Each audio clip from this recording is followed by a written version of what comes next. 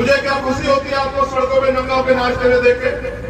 नहीं, मैं आपको भीड़ नहीं बनाना चाहता, मैं आपको भक्त नहीं बनाना चाहता, मैं तो आपको लड़ने वाला योद्धा बनाना चाहता हूँ, क्योंकि ये लड़ाई योद्धा जीत सकते हैं। भेड़ बकरी में कोई लड़ाई नहीं की क्या दवा है। आज भी हम लोग यहाँ पिछड़े बने हुए हैं और जब थोड़ा बहुत सरकार देती है छूटन मांगने वाला क्या होता है भिखारी, देने वाला क्या होता है मालिक। हम मांगते रहते हाथ ऐसे करके उनको लोग देते रहते, हम सिस्टम खा के जिताते। शाम के टाइम एक एक पौवा एक एक अद्धा दारू का पीते हैं, माँ बहन को घर में बेइज्जत करते हैं, लड़ाई झगड़ा करते हैं आपस में और फिर कहते हैं समाज आगे नहीं बढ़ रहा। जब तक आप ये नहीं छोड़ोगे अंधविश्वास पाखंडवाद और भाईचारा नहीं पैदा करोगे, लत्ता पकड़ खींचने की जगह हाथ पकड़ने का काम नहीं करोगे, आपकी जिंदगी से गुलामी कट नहीं सकती। अभी आजादी अधूरी है, अभी तो एक पहन निकली है। मैं तो उस दिन अपने आप को ताकतवर महसूस करूंगा जितनी देश के प्रधानमंत्री की कुर्सी पे बहुजन समाज का व्यक्ति बैठेगा, बाबा साहब अम्बेडकर को मानने वाला व्यक्ति बैठेगा। ये वही हरियाणा याद करो जहाँ सबसे ज्यादा भ्रूण हत्या जो है बेटियों की होती थी। आज देखो उसी हरियाणा में बेटियों ने जो है नाम रोशन कर करके ये जो मेरे नौजवान युवा साथी खड़े उनको भी आईना दिखाने का काम किया। अगर आज भी हमारे लोग के अंदर ये मानसिकता है कि बेटी कमजोर होती है बेटा ताकतवर होता है, तो देखो सीख लो।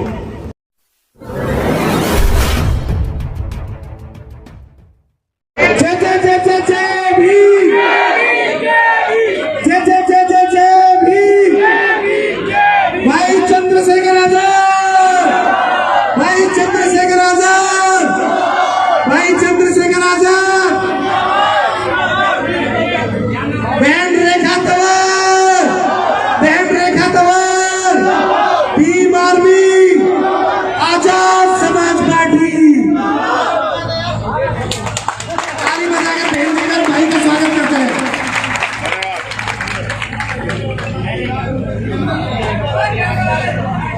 तालियों में कंजूसी ना बरतें खजूर का सवाल और गांव से बाहर गांव से आई सरदारी बहन जी का और भाई का मान सम्मान के लिए ताली बजाकर स्वागत करते हैं।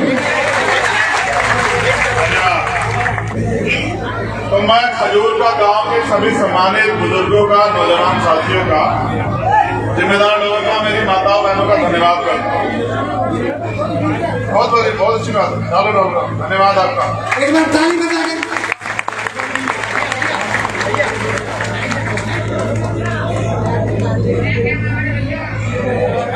चलो धन्यवाद भाई, बैठ जाओ बैठ जाओ। बड़ी रहने दो। ये समाज बहुत ताकतवर समाज है।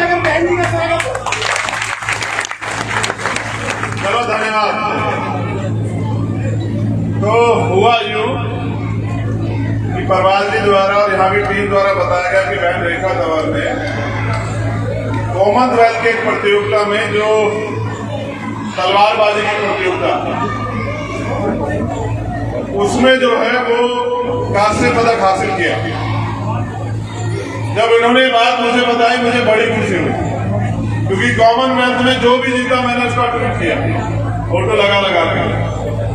जितने लोगों ने गोल्ड मेडल जीता, जिस टीम ने गोल्ड मेडल जीता, मैंने सबका स्वागत किया। सिल्वर और उससे नीचे मैं नहीं जा पाया, लेकिन जब मुझे पता लगा कि हमारी बहन ने जो है ये साबित किया कि सफलता महलों की मोहताज नहीं होती। सफलता जो है वो महलों की मोहताज नहीं होती, जिसके अंदर जज्बा होता है वो करके दिखाता है। और उसमें शारीरिक रूप से सक्षम होने के बाद भी ये पूरा समाज ये तो सक्षम है, लेकिन यह सक्षम होने के बावजूद भी उसने अपनी हिम्मत, मेहनत और संघर्ष का लोहा मनवाया कॉमनवेल्थ में जाके। तो मुझे बड़ी खुशी हुई। मैं आपसे भी अपने दिल की बात रखना चाहता हूं। मैं जब जेल में था पहली बार, 16 महीने खुद में बहुत बड़ा दिन होता। एक एक दिन जो है मैं इस बात के साथ गुजारता था कि जब मैं जेल से बाहर जाऊंगा तो बाहर निकल के काम करूंगा, मेहनत करूंगा। मैंने इतिहास पढ़ा, मैंने देखा हमारा समाज जो है ना वो पांव छूने वाला समाज बना हुआ है। वो पैर छूता है, पद के हिसाब से पैर छूता, सफलता के हिसाब से पैर छूता है। बहुत सारे बड़े अफ्ताही हमारे लोगों से ज्यादा कोई करता नहीं। मुझसे भी जिद करते हैं चलो बाबा साहब के स्टैचू पे माला चढ़ाओ। और मैं ये कहता हूं कि बाबा साहब अम्बेडकर पहले वो व्यक्ति थे आधुनिक भारत में जिन्होंने कहा कि मैं मूर्तियों में नहीं, किताबों में हूं, मुझे पूजने की नहीं, पढ़ने की जरूरत है। मगर इस समाज ने उनको भगवान बना के उनके विचारों का कत्ल करने का काम किया है। और ये समाज जिसमें मैं भी हूं, हम बराबर के जो है ना भागीदार हैं उनके बच्चों के कत्ल के। आप याद करो, मैं उस समय पैदा नहीं हुआ था, लेकिन जिस समय बाबा साहब हमारे लिए लड़ने के लिए गोलमेज गए और हम इतने निकम्मे नालायक लोग थे कि उनके परिवार की रक्षा सुरक्षा भी नहीं कर पाए। वो हमारे लिए लड़ने के लिए, संघर्ष करने के लिए, पढ़ने के लिए विदेशों में गए और उनके बच्चे जो हैं वो सुविधा, इलाज, खाने पीने की कमी कारण मर जाते। समाज को अपने अंदर झांकना चाहिए। जिस रहबर की वजह से आज ये मेरी बहन यहाँ रेखा खड़ी है और मेरे तन बदन पे कपड़े हैं, मुझे अधिकार मिला है सम्मान से जीने का, बोलने का, हक अधिकार की लड़ाई लड़ने का। उस रहबर के बच्चे जो हैं वो इलाज न मिलने के कारण मर जाते। ये समाज बैठा देखता रहता है। ऐसा तमाशा नहीं समाज है। अपने अंदर आकलन करने, चिंतन करने की बजाय मुझे क्या खुशी होती है आपको सड़कों पे नंगा होकर नाचते हुए देख के? नहीं, मैं आपको भीड़ नहीं बनाना चाहता, मैं आपको भक्त नहीं बनाना चाहता, मैं तो आपको लड़ने वाला योद्धा बनाना चाहता हूं। क्योंकि ये लड़ाई योद्धा जीत सकते हैं। भेड़ बकरी ने कोई लड़ाई नहीं की, इतिहास गवाह है। अगर आप पढ़ लिख के तैयार नहीं होंगे, आप अपने पैरों पे खड़े होने के लिए मेहनत नहीं करोगे, तो दुनिया की कोई ताकत इतिहास में आपको आने वाले कल में भी आपको सम्मान और अधिकारों का जीवन दे ही नहीं सकती। आप हजारों साल से रो रहे भगवान के आगे, आप जो है लाखों साल से जो है गुरु के ज्ञान प्राप्त नहीं होता है। जिसका कोई गुरु ना हो वो कभी सफल नहीं हो सकता। जितना आदमी संघर्ष से सीखता है, जितना आदमी इतिहास सीखता है, उतना गुरु से भी सीखता है। मैंने भी अपने जीवन में गुरु बनाया, आज वो जिंदा नहीं। उनका नाम है रहबर मानने और साथ श्री काशीराम। मैंने उनके जैसा संत भी दुनिया में नहीं देखा इतिहास पढ़ के। फकीरी से भी ज्यादा फकीरी का जीवन जी के और एक सिंगल का जमीन, एक पैसा आपसे नहीं लेके गए, लेकिन मेरे जैसे और आपके जैसे हजारों लोग तैयार करते गए। तो मैंने इतिहास पढ़ा, मैंने दुनिया का इतिहास पढ़ा, भारत का नहीं दुनिया का। मैंने ये पढ़ा कि दुनिया में जो सबसे बड़ा तानाशाह हुआ जिसको हिटलर कहते हैं, हिटलर ने दुनिया के बारे में लिखा और देश के बारे में, भारत के बारे में भी लिखा। उन्होंने लिखा भारत का जो शोषित समाज है, भारत का जो बहुसंख्यक समाज है, वो सिर्फ और सिर्फ ताकतवर लोगों की कॉपी करने के अलावा, उनके पीछे करने के अलावा अपना कुछ बना के खड़ा नहीं करता। आज भी हमारे लोग यहाँ मेरी जिंदाबाद करते रहो, जय भीम के नारे लगाते, इससे आपकी जिंदगी नहीं बदलेगी। अगर आप मेहनत करके, संघर्ष करके आगे बढ़ने के रास्ते नहीं निकालोगे तो कैसे जिंदगी नहीं बदल सकती। आज भी हम लोग यहाँ पिछड़े बने हुए हैं और जब थोड़ा बहुत सरकार देती है झूठन मांगने वाला क्या होता है भिखारी, देने वाला क्या होता है मालिक। हम मांगते रहते हाथ ऐसे करके, वो लोग देते रहते, हम चिंतन खा खा के जिता है देश में। कितनी सुविधाएं हमारे समाज को जो शोषित, हम रोटी के लिए मोहताज है। अगर मेहनत न करें तो हमारे बच्चों को रोटी ना मिले। कितने लोग घर में गाड़ियां, कितने लोग घर में एसी है, कितने लोग घर में फ्रिज है, कितने लोगों ने 4 पहिए की गाड़ी से हवाई वो देश की यात्रा की है। कितने ऐसे लोग हैं जिन्होंने हवाई यात्रा की है। अगर हम देखें तो हमारी परसेंटेज 5% नहीं निकलेगी शोषित वर्ग, लेकिन फिर भी नहीं जागना चाहते, फिर भी नहीं खड़ा होना चाहते। बाबा साहब की बात करते हैं, शाम के टाइम एक कौवा, एक अद्धा दारू का पीते हैं, माँ बहन को घर में बेइज्जत करते हैं, लड़ाई झगड़ा करते हैं आपस में, और फिर कहते हैं समाज आगे नहीं बढ़ रहा। जब तक आप ये नहीं छोड़ोगे, अंधविश्वास, पाखंडवाद और भाईचारा नहीं पैदा करोगे, लत्ता पकड़ खींचने की जगह हाथ पकड़ने का काम नहीं करोगे, आपकी जिंदगी से गुलामी कट नहीं सकती। मैं धन्यवाद देता हूं भीम आर्मी के साथियों का, जिला पलवल और हरियाणा की टीम का, कि वो अपने पैरों पे खड़ी हो रही है। वो समाज के दुख सुख की लड़ाई लड़ रही है, लेकिन अभी लड़ाई शुरू हुई है। याद रखना, आप जो कर रहे हैं वो आपकी जिम्मेदारी है। अगर आपने अपने महापुरुषों को पढ़ा, अभी आजादी अधूरी है, अभी तो एक पहन निकली है। मैं तो उस दिन अपने आप को ताकतवर महसूस करूंगा जिस दिन देश के प्रधानमंत्री की कुर्सी पे बहुजन समाज का व्यक्ति बैठेगा, बाबा साहब अम्बेडकर को मानने वाला व्यक्ति बैठेगा, गुरु रविदास जी महाराज, भगवान वाल्मीकि महाराज, गुरु नानक देव, संत कबीर को मानने वाला व्यक्ति बैठेगा। और जिस दिन देश में ऐसा चाहूं राज में जो मिले सबन अन्न और तुम बख्शे रविदास रहे, तब जाके जो है जब मानवता पर आ जाएगा, गैर बराबरी खत्म हो जाएगी, गुलामी की जड़ें काट दी जाएंगी, किसी को अन्न की, किसी को खतरे की, किसी को लूट की, किसी को तमाम तरह की परेशानियां नहीं होगी। देश में अमन भाईचारा पैदा होगा, सबका सम्मान होगा, महिलाओं को बराबर के अधिकार मिलेंगे, किसी बहन बेटी का रेप नहीं होगा, उसकी हत्या नहीं होगी, उसके दहेज के नाम पे नहीं चलाया जाएगा। तब जाके जो है इस देश में हम लोग ताकतवर महसूस करेंगे। नौजवानों में मुझे ये भी शिकायत है समाज से कि हमारे यहाँ ये हरियाणा, स्पेशल हरियाणा, और एक बेटी नहीं, इस देश की इज्जत थामी ओलंपिक से लेकर कॉमनवेल्थ में हरियाणा की बेटियों ने, पूरे देश की, जहां नौजवान युवा पुरुष फेल हो गया, वहां बेटियों ने लाके मेडल ला के देश की इज्जत थामी। लेकिन ये वही हरियाणा, याद करो, जहां सबसे ज्यादा भ्रूण हत्या जो है बेटियों की होती थी। आज देखो उसी हरियाणा में बेटियों ने जो है नाम रोशन कर करके, ये जो मेरे नौजवान युवा साथी खड़े हैं, इनको भी आईना दिखाने का काम किया। अगर आज भी हमारे लोगों के अंदर ये मानसिकता है कि बेटी कमजोर होती है, बेटा ताकतवर होता है, तो देखो सीख लो। मैं इनके पिताजी का भी धन्यवाद करता हूँ, क्योंकि बिना माँ बाप के और उनके सहयोग के कोई परिवार नहीं खड़ा हो सकता। मैं उनका भी धन्यवाद करता हूँ कि उन्होंने, प्रथम गुरु तो माँ और पिताजी होते हैं, प्रथम पाठशाला घर होती, उन्होंने अवसर दिया, मौका दिया। गांव के लोगों की बात ना सुन के कई लोग ये भी कह रहे हैं बेटी ये कहाँ भेज रहे हो। उन्होंने इसको, उसके सपने को जीने का मौका दिया, जिसकी वजह से आज ये समाज का और देश का नाम रोशन कर पाए। तो मैं आपसे कहना चाहता हूं, जो नौजवान भाई यहाँ बैठे, बुजुर्ग यहाँ बैठे, कि बेटियों को कमजोर मान के इनके सपने और इनको कुचलना बंद करो। इनको बेटों के बराबर अवसर देके और इनको उड़ने का मौका दो। इतिहास याद रखेगा कि बिना किसी महिला के सहयोग के कोई पुरुष देश में कामयाब नहीं हुआ। अब इतना कर पाए हैं तो उनके पीछे भी मां रमाबाई का पूरा जो है सहयोग और समर्पण है।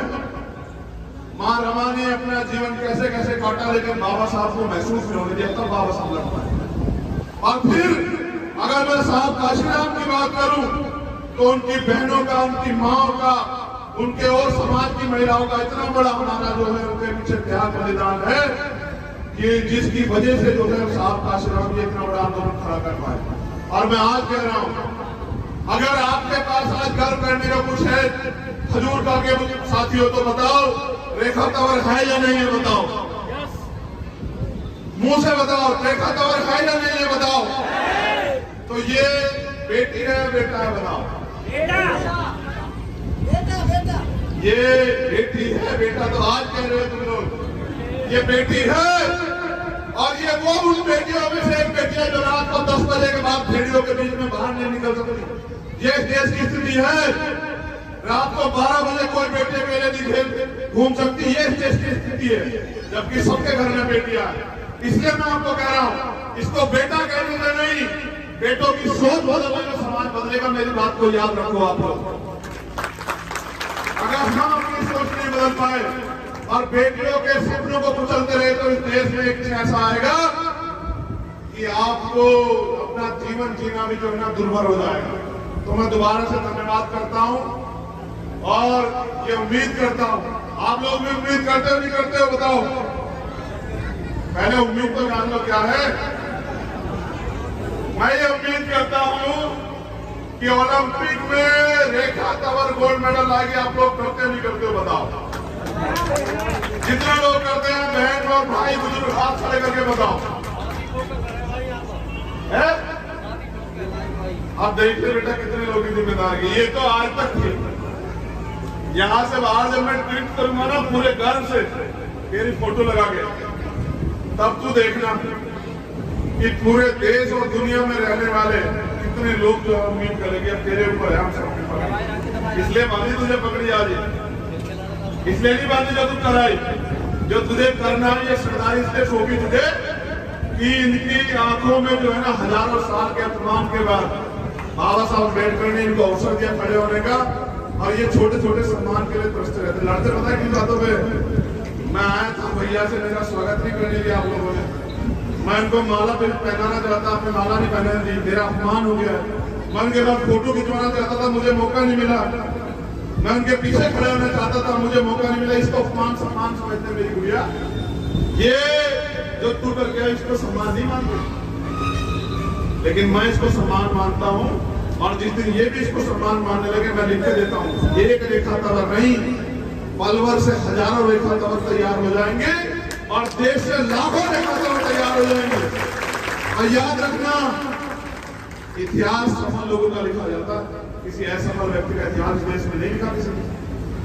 जिनका लिखा वो सफल है। अगर कल इतिहास में हमारा नाम भी दर्ज होगा तो वो सफल होने के बाद होगा, जब तक सफल नहीं होते तब तक तो ये सब चीजें हैं। लेकिन सफलता भी कैसी? सफलता ऐसी कि साहब के 3 सपने थे, एक वो पूरा करके अपनी जिंदगी में। मेरी बात पे नौजवान साथी बीमारी के गौर करना, उन्होंने अपने जीवन में मूवमेंट में आने में 3 संकल्प लिए थे। पुराने बीएसपी के लोग होंगे जानते होंगे, उन्होंने कर लिया है कि भारत के सबसे बड़े सूबे का हुक्मरान बनाना है समाज को, उसको वो पूरा करके गए। भारत का सबसे बड़ा सूबा आबादी के हिसाब से उत्तर प्रदेश है। फिर उनका दूसरा सपना था कि इस देश का हुक्मरान बनाना है समाज को, जिस समाज को लोगों ने पैरों में गिरा के रखा उसको माथे की जो है ना चमक हीरा बनाना है, तो इस देश का हुक्मरान बनाना है। तो पहला सपना तो हमने छोड़ दिया क्योंकि साहब उसको पूरा कर, पहले सपने की तरफ हम देखते भी नहीं है। जब तक इस देश में साहब काशीराम का जो दूसरा सपना है वो पूरा नहीं करेंगे, चैन से नहीं बैठो, हम ध्यान रखना। और वो मुख्यमंत्री बनने से नहीं पूरा होता, तो मेरी इच्छा मुख्यमंत्री बनने की है भी नहीं। सच बता रहा हूं, एक ही इच्छा है कि अपने जीते जी पूरे सम्मान के साथ, क्योंकि मैंने साहब को रोते हुए बिलखते हुए देखा और मैंने बाबा साहब को भी पढ़ा देखा, इसलिए नहीं क्योंकि किताबों में देखा, फोटो में देखा, टीवी में देखा इसलिए नहीं क्योंकि मैं उनके समय में पैदा नहीं हुआ, लेकिन मैंने 18 मार्च 1956 का उनका भाषण सुना और पढ़ा भी, जिसमें वे कहते हैं कि मैं तमाम तरह के अपमान से, क्या अपमान मानते हो तुम लोग? फोटो नहीं खींचा, माला नहीं डाली, पगड़ी नहीं पहनाई, ये क्या होता था? वो कहते हैं मैं तमाम तरह के अन्याय, अत्याचार और आरोप अपमान सहते हुए इस कारवा को वहां से यहां तक लेके आ पाया। अगर आप इसको आगे नहीं बढ़ा सकते तो उसको पीछे मत जाने दें। और वो कहते हैं कि मैं चैन से मरना चाहता हूं, मेरी उम्र हो चुकी है, मैं बीमार रहता हूं, मैं रात भर सो नहीं पाता। जब मैं अपने चारों तरफ देखता हूं, गौर करना नौजवान साथी हमारे, पता लगेगा कि मूवमेंट किसे कहते हैं और महापुरुषों का दर्द किसे कहते हैं। तो कहते हैं जब मैं अपने चारों ओर देखता हूं तो एक भी नौजवान ऐसा नहीं दिखाई देता जो इस तंबू कह रहे हैं आंदोलन को, जो इस तंबू का बंबू बन के इस आंदोलन को आगे बढ़ा सकता। पूरे समाज से कह रहे हैं एक ऐसा रैबर जिसके 4 बच्चे कुर्बान हुए तब हमारे तन पे कपड़े आए, वो कह रहे हैं समाज कि जब मैं अपने चारों तरफ देखता हूं तो एक भी नौजवान ऐसा नहीं दिखाई देता जो इस आंदोलन का, जो इस तंबू का बंबू बन के, जो अपना जीवन समर्पित करके इस आंदोलन को आगे बढ़ा सके, जो मैं चैन से मर सकूं, जो मैं अपने समुदाय के लिए करना चाहता था उसका 10% भी नहीं कर पाया। मेरे सारे सपने अधूरे हैं। अब बताओ, जिनका बाप ये कह के बढ़ जाए कि भाई रोते हुए कि मैं यार कोई सपना पूरा करना चाहता था, मैं कर नहीं पाया, और उनकी निकम्मी औलाद उनके सपने को और पीछे चले जाए, तो उस रहबर को भी जो है क्या महसूस होता होगा। उन्होंने कहा आगे बढ़, आगे नहीं ले जा, पीछे मत जा। आज कहां है उनका सपना? क्या हैसियत है इस देश में हमारी? हम ही तो अपने आप में गौरवान्वित हैं कि नौकरी मिल गई बाबा साहब के आरक्षण की वजह से, और पंचायत से लेके और एमपी तक बन के बाबा साहब के आरक्षण की वजह से। जमीन मिल गई बाबा साहब के आरक्षण की वजह से, पढ़ाई होगी बाबा साहब के संविधान की वजह से। इसके अलावा बताओ क्या कमाया आपने? और ये समाज में आधी रात भी अगर मुझे जरूरत होगी तो अपने लहू का कतरा तेरे सम्मान में नछावर कर देंगे, लेकिन घबराना मत तेरी जान।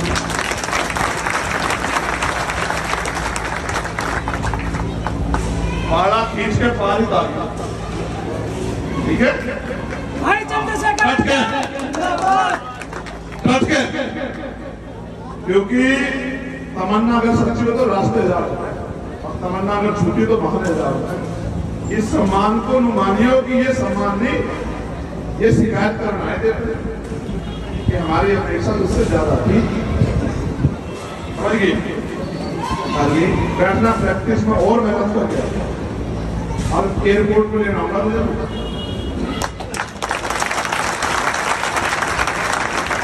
हमेशा सिर माफ जाएगी तुम्हारे, लेकिन वहीं से एयरपोर्ट से मुझे खजूर का लाने का मौका देगी, असली घर उसके जाना। ठीक है, इनके पूरे परिवार को धन्यवाद, उनके संघर्ष की वजह से ये लोग ये यहाँ पहुंची। खजूर का के सभी सम्मानित इन लोगों ने भी इसकी मदद की, सभी समाज के लोगों का बहुत बहुत धन्यवाद। और भीम आर्मियों के साथियों निवेदन कि ऐसे ही और बहनों को प्रोत्साहित करो, ऐसे ही और भाइयों को प्रोत्साहित करो कि वो आगे निकल के आए। हमें कोई निकलने का रास्ता